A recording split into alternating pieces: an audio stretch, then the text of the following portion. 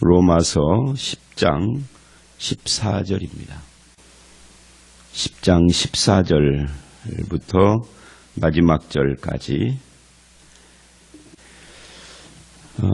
이 9장부터 11장은 이스라엘 문제를 통하여서 선택과 믿음에 대한 이야기를 하고 그 중에 순종과 불순종 이야기를 하고 그렇게 여러 가지를 말을 하고 있죠. 오늘 말씀은 14절, 15절은 어제 말씀을 이어온 말씀입니다. 어제 말씀에서는 누구든지 주의 이름을 부르는 자는 구원을 얻으리라 그랬는데 14절은 그런즉 그들이 믿지 아니하는 이를 어찌 부르리요 이렇게 이어받고 있죠. 그래서 내가 예수 그리스도의 이름을 부를 수 있다라는 것은 믿기 때문이다. 근데 그것은 그 믿음은 하나님의 은혜다 하는 것을 14, 15절이 이야기를 하고 있습니다. 믿음은 그 부르기 때문에 생긴 거고 누구를 부른다, 내가 예수 그리스도를 또는 하나님을 부른다라는 것은 들었기 때문에 부른다. 또 들었다라는 것은 누군가가 나에게 와서 전해줬기 때문에 듣고 믿은 것이다. 누군가 전파했다라는 것은 그 전한 사람을 보낸 분이 계신다. 이제 이게 앞에서부터 가는 것이 아니라 거꾸로 이렇게 쭉 추적해 가는 거죠. 뒤에서부터 끝에서부터 믿음, 내가 지금 누구를 믿는다, 하나님을 믿는다, 예수 그리스도를 믿는다. 그러면 부르기 때문에 믿은 거고 들었기 때문에 부른 거고 전파했기 때문에 들은 거고 보냈기 때문에 전파한 거다. 뭐 누가 보냈느냐? 누가 보냈죠? 그거를 하나님이 보내신 거죠. 그래서 결국 하나님이 보내시고 보냄받은 자가 와서 전했고 내가 들었고 들어서 불렀고 믿었어요. 믿음은 나의 최종 반응인데 우리는 이 내가 보인 최종 반응만 가지고 믿음이 나를 구했다 이렇게 말을 하는데 실은 이 본문이 말하려고 하는 것은 믿음이 나를 구한 것이 아니라 하나님께서 나를 구했다 이렇게 지금 말하고 싶어 하는 겁니다. 이 본문 내용이. 하나님께서 나를 구원하시는 것을 내가 듣고 믿은 것이지 하나님께서 보내지 않았는데 내가 어떻게 믿었느냐. 그러니 결국 구원은 은혜다 이 말이에요. 하나님의 역사고 은혜이다. 내가 믿었다라는 것이 바로 그런 거다 하는 것을 말하는 거예요. 그래서 15절에 보내심을 받지 아니하였으면 어찌 전파하리요. 기록된 바 아름답도다 좋은 소식을 전하는 자들이 발이여 함과 같으니라. 그래서 이 좋은 소식을 다른 말로 복음이라고 그러잖아요. 복음이 우리에게 기쁜 소식인 것은 그것이 하나님의 은혜이기 때문에 기쁜 소식인 거예요. 우리가 앞에 율법 이야기를 쭉 3장, 7장 했던 것처럼 율법을 다 완벽하게 다 지키면 그때 내가 너를 구원해 줄게라고 한다면 복음은 기쁜 소식이 아니죠. 그건 기쁘다기보다는 힘들고 처절하고 두렵고 매일 체크를 해야 되죠. 옛날 우리 유교가 우리나라의 국교였을 때 그 선비들이 매일 자기를 체크하는 리스트가 있었잖아요. 그런 것처럼 우리도 그래야 돼요. 이거는 지켰는가 안 지켰는가, 지켰으면 이 수준이 어떻게 될까, 이게 하나님이 인정될까 안 될까, 이거는 안 될 것 같고 이거는 되는 것 같고, 이거 매일 체크를 해야 합니다. 그리고 결론이 뭐예요? 체크한 다음에는 불안 가운데 잠자고 그 다음날 일어나서 또 체크해야 되죠. 그래야 해요. 우리가 무디어서 안 할 뿐이지. 근데 복음은 그런 것이 아닌 거죠. 그래서 복음인 거예요. 복음, 기쁜 소식인 거죠. 그런 의미에서 우리가 무엇을 믿느냐, 그러니까 무엇을 전했고 우리가 무엇을 들었으며 무엇을 믿느냐 하는 부분도 참 중요한 겁니다. 그게 뭐겠어요? 이 로마서가 가지고 있는 로마서의 그 교리 11장 끝까지가 교리의 끝입니다. 이제 교리를 마무리하고 12장부터 삶인데 요 1장부터 11장까지의 이야기를 요약하면은 사람들 따라 이것이 주제다, 저것이 주제다, 이 로마서에 대해서 그렇게 말하는 사람, 이 로마서는요, 그 논증이 확실해가지고 논쟁하는 부분들이 있기는 있지만, 그러나 로마서의 주제가 뭐냐에 대해서는 크게 의견 차이가 안 나요. 대체로 로마서의 주제는 이거다라고 거의 대부분의 사람들이 다 일치하게 이야기, 그게 하나님의 의입니다. 하나님의 의가 뭐냐 하는 거예요. 하나님의 의, 우리에게 주신 의, 나의 의. 의가 무엇이냐 할 때 그 의가 율법으로부터 난 것도 아니고 나로부터, 인간으로부터 나는 것도 아니고 하나님께로부터 주어지는 의인데, 그래서 하나님의 의인데 그게 예수 그리스도이십니다. 그래서 우리가 무엇을 듣고 무엇을 믿었느냐 할 때 하나님의 의는 예수 그리스도시다. 그리고 그 의가, 내가 의에 이르는 길은 예수 그리스도를 믿음으로 말미암는 거다라고 하는 이 복음, 그것을 우리가 듣고 믿었단 말이죠.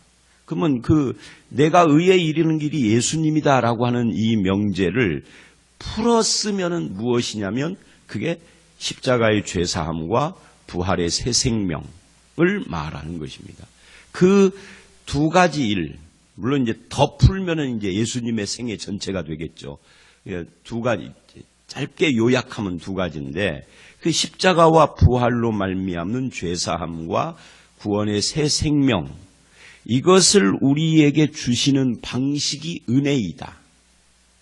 그죠? 그래서 내가 그것을 듣고 믿음으로, 여기서는 믿음으로까지만 하고 더 이상 말을 하는데, 믿음으로 앞에 우리 3장서부터 8장까지는 뭘 이야기하느냐면, 그렇게 믿음으로 우리가 구원에 이르고 의에 이르렀다 하는 이야기입니다. 그래서 우리가 10장 앞부분에서도 그런 말을 했죠.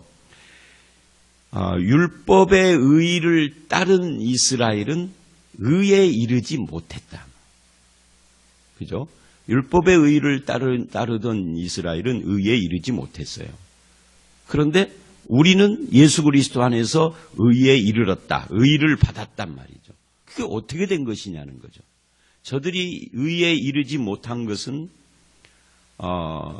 올바른 의, 정확한 의에 대한 지식이 없이 열심만 있었기 때문에 자기 의를 하나님의 의인 줄로 착각하고 자기 의를 이루기 위하여 하나님의 의를 배척한 거죠.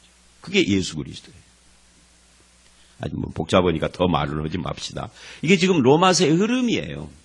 그러니까 뭘 전했고 뭘 들었으며 무엇을 믿어서 어떻게 됐느냐는 거예요. 그러니까 이 내용 자체는 어려운 게 아니잖아요. 근데 그게 내용을 거기에다가 삽입해서 생각을 하셔야 한다라는 이야기입니다. 다시 반복해서 설명하지는 않겠습니다. 하나님의 의, 우리의 의, 예수 그리스도의 의를 통하여서 우리가 구원에 이르고 의에 이르고 이걸 이야기한 거예요. 근데 16절은 이렇게 이야기를 합니다. 그러나 14, 15절을 말해놓고 그러나 14, 15절을 이게 하나님의 우리를 구원하는 방식이고 이게 이 구원이 이 믿음이 은혜로 되어진 건데 그러나 그들이 다 복음을 순종하지 아니하였더라. 여기서 그들은 누구예요? 이스라엘을 말하는 거예요. 믿음을 거부했단 말이에요. 전하여 주셨는데 그 전하는 말을 듣고 반응을 믿음으로 해야 하는데 믿음으로 하지 않았다. 근데 여기서 그들이 다 복음을 믿지 아니하였도다 이렇게 말하지 않고 순종하지 아니하였도다 이래요. 그래서 여기서 우리는 이런 걸 알 수가 있습니다. 믿음이란 무엇이냐? 믿음은 순종이다. 근데 이제 물론 이 순종이 요즘 세월호 사건 때문에 순종이 순환을 당하고 있어요. 가만히 있으라 했다가 다 죽었지 않느냐. 그래서 요즘 기독교인들 가운데서도 그 가만히 있으라 했다 다 죽었다 이것 때문에 교회에서도 가만히 있으면 안 된다, 순종만 하면 안 된다 하는 그런 말을 하는 사람들이 많아졌고요. 근데 세월호 사건은 세월호 사건이고 지금 성경은 믿음은 순종이다 그러는 거예요. 물론 그 순종의 내용이 뭐냐, 무엇에 순종할 것이냐는 좀 차원이 다른 이야기지만 하여튼 그래서 그들이 다 복음을 믿지 아니하였도다가 아니라 순종하지 아니하였도다. 이걸 긍정적으로 바꾸면 그들은 다 복음을 순종하였도다는 그들은 다 복음을 믿었도다 하고 같은 의미입니다. 이게 왜 중요하냐면 어제도 제가 말한 것처럼 믿음을 관념, 생각이라고만 생각하는 분들이 있어서 그러는 거예요. 생각 속에서 믿었어요, 내가 생각 속에서. 그래서 자기는 믿었다라고 생각하는데 그게 아니고 믿음이라는 것은 생각에서 믿는 것이 아니고 관념이 아니라 그것이 순종이라고 하는 것으로 표현이 되어질 때 그게 믿음인 거예요. 그러니까 결국은 지정의라는 인격 중에서 지만 움직여서는 믿음이 아니다 그 말이죠. 지정의까지 가야 한다는 거죠. 그래서 인격적으로 주님을 영접해야 된다 그 말을 하는 거예요. 근데 우리는 자꾸만 지나 지식, 생각이나 감정에서 주님을 영접하고 그걸로 영접했다라고 끝내버려요. 그래서 삶이 하나도 안 달라졌어. 그게 아니고 지정의로 가야 한단 말이에요. 이 의라는 말은 삶을 말하는 겁니다. 행동. 이 셋을 합해서 인격입니다. 인격적으로 주님을 만나라 또는 인격적으로 주님을 모셔라 이렇게 말을 하지 않습니까? 그래서 순종이라는 말이 나오는 거예요. 여기 사실은 우리가 이 로마서를 썼으면 믿음이라고 표현을 했을 텐데 바울은 그런 것을 염두에 둔 거겠죠. 순종하지 아니하였도다. 무엇에 하나님께서 누군가를 보내서 구약시대에 보면 계속 선지자들을 보냈죠. 그래서 전하여 준 그 말씀을.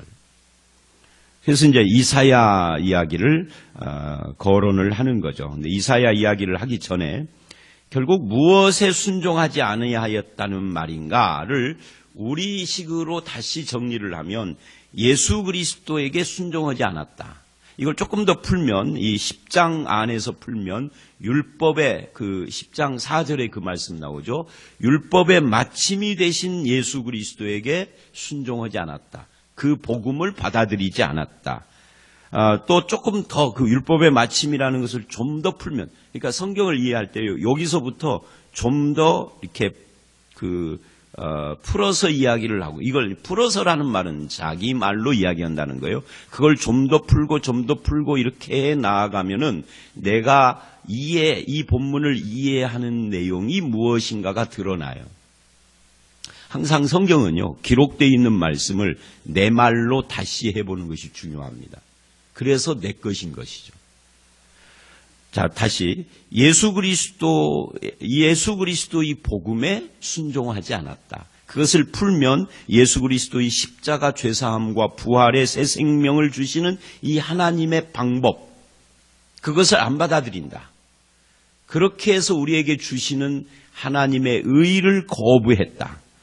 왜 그랬느냐 할 때 10장 1절 이하에 자기 의를 세우려고 율법의 행위에 의지함으로 이스라엘은 이것을 불순종했다.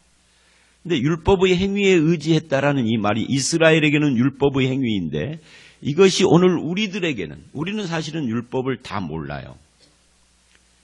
우리들에게도 그런데 율법의 행위를 의지함이 있어요. 그래서 율법과 율법의 행위에 의지하는 율법주의는 다른데, 율법이라는 것은 말 그대로 율법 그 자체인데 율법의 행위에 의지하는 율법주의는 그것을 함으로써 하나님 앞에서 의롭다, 즉 의롭다라는 말을 조금 고치면 떳떳하다. 자기가 나는 떳떳해 라고 인정받고자 하는 모든 행위들을 율법의 행위라고 할 수 있어요. 그거를 의지하다 보니까, 그러니까 우리 같으면 이런 거죠. 내가 예수를 잘 믿는다라는 것을 의지하는 거예요. 근데 성경은 내가 예수를 잘 믿는다를 의지하는 것이 아니라 다 빼고 예수를 의지하라 그러는 거예요. 그러니까 예수님을 믿는 것과 내가 예수를 잘 믿는다라는 것을 믿는 것은 완전히 다른 이야기입니다. 말이 좀 복잡한가요? 이게 율법과 율법의 행위, 율법주의인 거예요. 이게 율법주의. 율법 자체는 거룩한 거예요. 근데 내가 율법을 잘 지킨다라는 것을 의지하는 거죠. 그래서 떳떳하려고 하는 거죠. 근데 잘 보시면 우리들, 나를 포함한 우리 주변에도 이런 식의 신앙관을 가진 분들이 의외로 많습니다. 그래서 뭘 믿느냐 하면 결국은 예수 믿는 게 아니에요, 그게. 자, 어쨌든 그래서 율법의 행위에 의지함으로 저들은 불순종한 겁니다, 이스라엘은. 지금 그것을 이사야를 통하여서 지금 설명하려고 하는 거예요. 그래서 전파하는 복음을 듣는다고 모두 다 믿는 것은 아니다.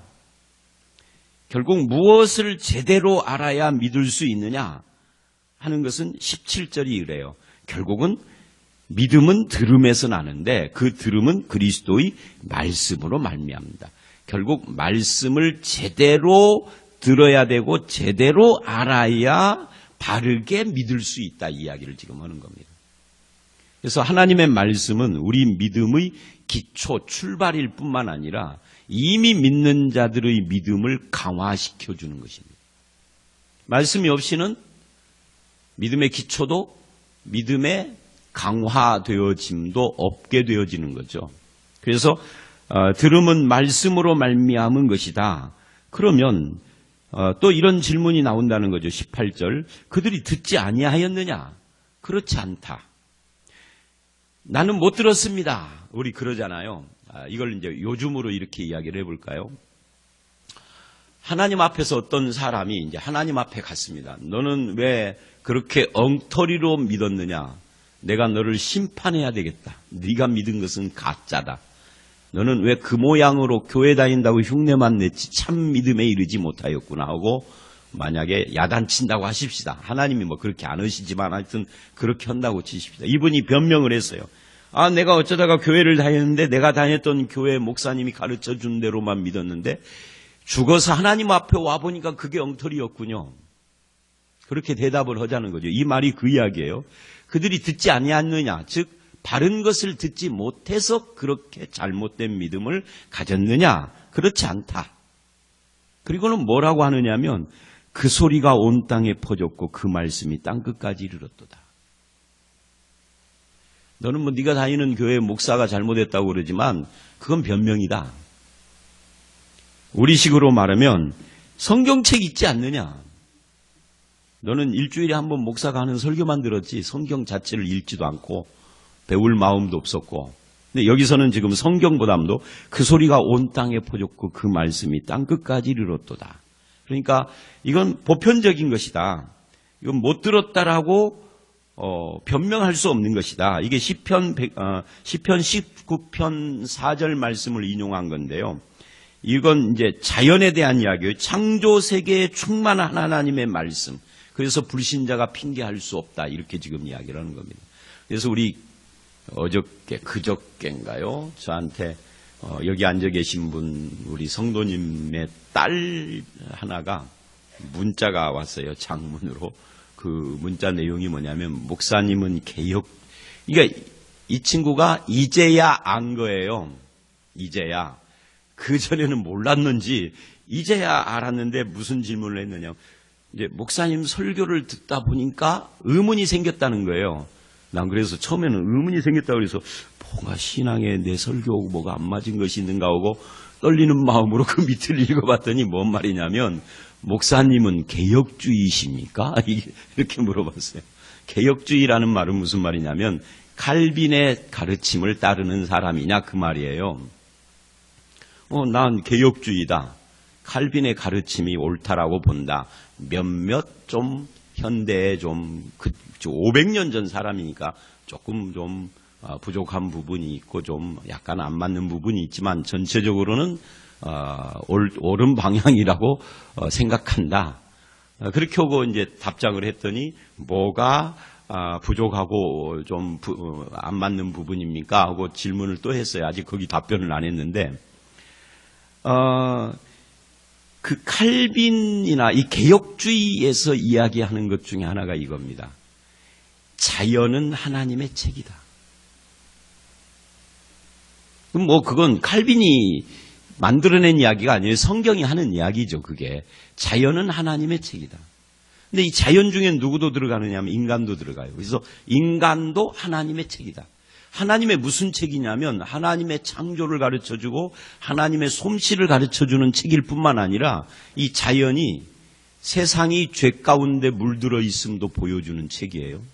인간도 마찬가지입니다. 인간을 통하여서 하나님의 은혜도 보지만 인간을 통하여서 하나님이 말씀하시는 인간의 죄도 보는 거죠.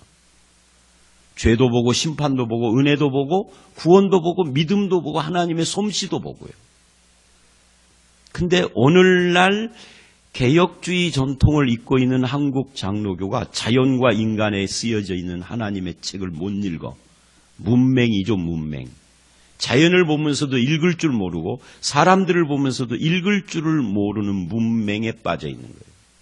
그래서 성경만 봐. 근데 성경도 제대로 못 읽어. 읽어도 뭔 뜻인지를 모르고 자기 내가복음식으로 읽어버려요. 지금 이 본문이 그 소리가 온 땅에 퍼지고 말씀이 땅끝까지 이르렀다 이런. 네가 못 들었다고 변명할 수 없다. 하나님께서 온 우주 만물 가운데서 말씀하고 계신다. 이렇게 이야기를 하는 거예요. 변명은 안 된다. 19절 그러나 내가 말하노니 이스라엘이 알지 못하였느냐? 아니다. 이스라엘에게는 또 한 가지가 더 있다. 모세에게 이르되 내 백성 아닌 자로서 너희를 시기하게 하며 미련한 백성으로 너희를 노엽게 하리라 하였고, 그러니까 하나님은 늘 말씀하고 계신단 말이에요. 방법이 그때그때마다 방법들이 새로워지기는 하지만, 그래서 이스라엘을 시기케 하기 위하여서 이방인들을 택하시기도 하고 그렇다라는 이야기를 지금 하는 겁니다. 이게 신명기 32장을 인용한 겁니다. 이사야는 20절 매우 담대하여 내가 나를 찾지 아니한 자들에게 찾은 바 되고 내게 묻지 아니한 자들에게 나타나. 그러니까 이방인들 가운데서도, 이방인들은 율법을 알지도 못하는데 신약이 아니라 구약 시대에도 이방인들 가운데서도 하나님을 찾고 하나님을 믿는 자들이, 우리가 성경에서 그 중에 하나가 이런 거죠. 사도행전 8장을 보면 이디오피아 내시, 간다게의 내시가 예루살렘에 와서 예배드리고 가다가 빌립을 통하여 예수 믿는 장면을 봐요. 이 사람은 흑인입니다. 이스라엘하고는 상당한 거리가 있는 지역에 살고 있는 사람입니다. 그런데 예루살렘에 비행기가 아니라 마차 타고 예배하러 와요. 마차 타고 며칠 걸렸는지 알 수가 없죠. 며칠이 뭐예요? 한두 달 걸렸을 것 같은데. 그렇게 흔들흔들 하면서 왔다가 가면서도 또 이사야서를 읽고 있어. 그렇게 열심히 있는 신자가 유대인이 아니잖아요. 안 믿는, 율법을 모르는 이방인들도 그렇게 하나님을 찾는데 유대인들은 핑계할 수 없다는 거죠. 저들은 이미 율법도 주시고 성전도 주시고 하나님께서 그들 민족 가운데 역사하시고 그래서 못 들었다 핑계 못 한다. 그럼 우리도 마찬가지다. 온 땅에 하나님의 말씀이 충만하다. 지금 오늘 이 말씀의 논증이 14, 15절 이후에 그러나부터 16절서부터 계속, 그런데 하나님이 전파하시고 보내주시고 듣게 해주셨는데도 믿지 않고 순종하지 않는 이유가 뭔가를 지금 지적하고 있는 거예요. 여기 이 20절이 참 재미있는 것은 하나님을 찾지 않는 자들에게 찾은 바 되고 나타나셨다. 이 찾지 않는 자에게 찾은 바 되고라는 이 표현을 보십시오. 하나님을 찾지 않아요. 근데 하나님이 내가 찾을 수 있도록 해 주시는 거예요. 찾은 바 되고. 본인이, 하나님 당신께서 하나님의 역사를 이야기를 하는 거죠. 근데 이스라엘은 그렇게 하나님이 역사해 주시는데도 눈 감아버리는 거죠. 이런 부분에서 믿지 않는 자들은 핑계할 수가 없습니다. 또 믿는 자들 가운데서도 관념적인 믿음으로 거짓 믿음에 빠진 자들도 핑계할 수가 없습니다.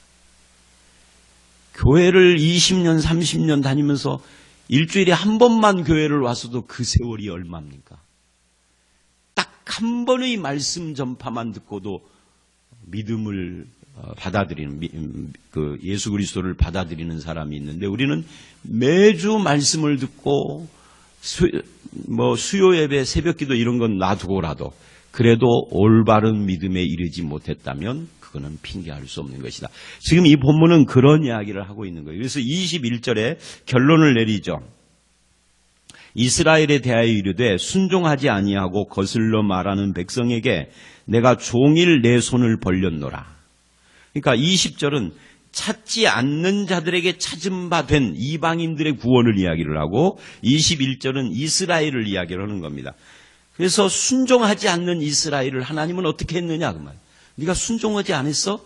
해서 그냥 따귀를 때리고 발로 차서 버려버린 것이 아니라 순종하지 않는 자들에게 거스르는 자들에게도 계속 종일 손을 벌리고 계속해서 기회를 주고 은혜를 베풀고 했다는 거죠. 그래서 이 기회와 은혜에 대하여서 하나님의 이 자비하심에 대해서 반응을 하기를 기다리시는데 지금도 그렇다는 거죠. 이건 이스라엘에게만 그렇습니까? 우리가 2장에서 봤던 것처럼 하나님의 어미하심이 아니라 하나님의 자비하심을 우리에게 지금 베풀고 계시는데 믿지 않는 사람에게도 그 자비하심에 반응을 하여서 감사합니다 하는 자들이 있고 자비하심을 멸시하여 심판을 자초하는 자들이 있다. 이게 2장에서 했던 이야기입니다. 이 이야기 21절이 같은 이야기예요. 그래서 종일 손을 벌리고 기다리시며 은혜를 베푸는 그런 하나님 앞에 어떻게 할 것이냐는 거죠. 이제는 모든 핑계는 안 통하는 거예요. 핑계대지 말고 나는 못 들었습니다. 보냄을 받은 자가 시원치 않았습니다. 목사 말하는 거예요. 그리고 뭐가 어땠습니다. 이거 다 모든 핑계 내려놓고 손 벌리신 하나님의 손을 붙잡아라. 그게 21절 이야기인 거죠. 자, 여기까지가 오늘 말씀인데 여러분 참 감사한 것은 이 16절로 21절이 저와 여러분에게 해당이 안 됐다는 거죠. 물론 우리 가운데 예외도 있어요. 믿는 척만 하는 분이. 그런 분이 새벽기도 오셨겠습니까마는 전체 그리스도인을 가지고 말하는 거예요. 참 감사한 것은 우리는 전파되는 말씀을 믿음으로 반응을 하고 그냥 믿음이 아니라 순종의 믿음으로 반응을 하고 구원에 이른 자들이니 얼마나 감사합니까? 이것이 내 힘으로 된 것이 아니라 찾은 바 되시고 손 벌리셔서 나를 참고 기다려주신 하나님의 은혜로 된 것임을 감사하시고 영광을 돌리며 앞으로도 순종의 믿음으로 살아가시는 그런 성도님들이 다 되시기를 주의 이름으로 축원합니다. 우리 함께 기도하겠습니다. 하나님, 믿지 않는 자를 어찌 부르며 듣지도 못한 일을 어찌 믿으며 전파하는 자가 없이 어찌 듣고 보내심을 받지 아니하였으면 어찌 전파하겠느냐라고 말씀을 하시며 우리의 구원과 믿음이 하나님의 역사이신 것을 증명한 것을 봤습니다. 아버지 하나님, 하나님의 전파하고 보내시고 우리의 마음을 움직여 듣고 믿게 하신 그 은혜의 역사로 구원받은 우리가 오늘 또 순종의 믿음으로 주님께 반응을 하여서 나의 삶이 나의 구원이 나의 믿음이 다 하나님의 축복인 것을 깨닫고 감사함으로 살아가는 그런 하루하루가 되게 하여 주시옵소서. 아버지 하나님, 우리의 입술과 생각 속에 있는 온갖 핑곗거리들을 다 내려놓게 하시고 그저 하나님 아버지의 말씀 앞에 순종하며 마음을 열고 그렇게 주님 뒤를 따라 살아가며 아버지 하나님께서 주신 사명을 감당하는 그런 성도로 살아갈 수 있도록 이끌어 주시옵소서. 말씀을 펴서 주님의 음성을 들을 뿐 아니라 말씀을 닫았을 때에도 온 천지에 충만하신 하나님의 소리, 하나님의 말씀을 읽을 수 있는 눈을 허락하여 주시옵소서. 오늘 이 하루 하나님의 은혜와 동행하며 손을 벌리신 하나님 손잡고 살아가는 그런 성도의 삶을 허락해 주시기를 간절히 바라올 때 예수님 이름으로 기도드려 싸움나이다. 아멘.